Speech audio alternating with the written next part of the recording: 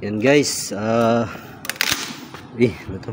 May problema ako sa tensioner assembly. Mapapansin niyo guys, tabingi siya. Ito yung idler, dito nakakabit. Tapos ito yung bearing na nakakabit dito sa tensioner assembly. So buti na lang hindi ko hinigpitan kasi diskumpiyado ako, tabingi brand new to brand new siya. So hindi naka-align dito yung bearing. So kunin ko muna yung bearing Palito nakabit ko na sa makina, kaya lang binaklas ko ulit kasi nung pinasok ko tong bearing para tabingi. Buti na lang hindi ko nigpitan, baka ako mayari nito.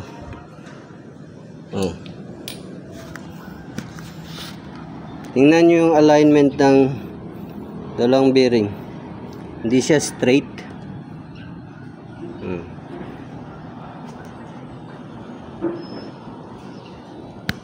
Hindi siya straight guys,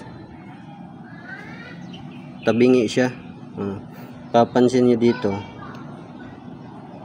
itong portion na to nakalabas, ito dito nakapasok. So parang tabingi talaga.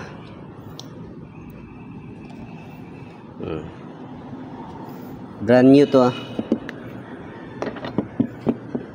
brand new, tabingi.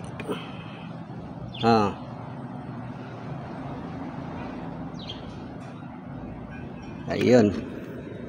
So ibalik natin to kung saan to binili.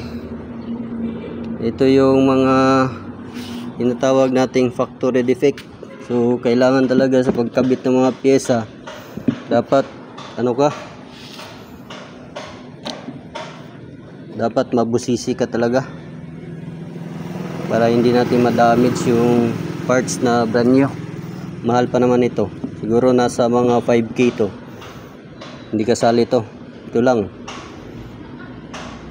Yun, balik natin to sa auto supply.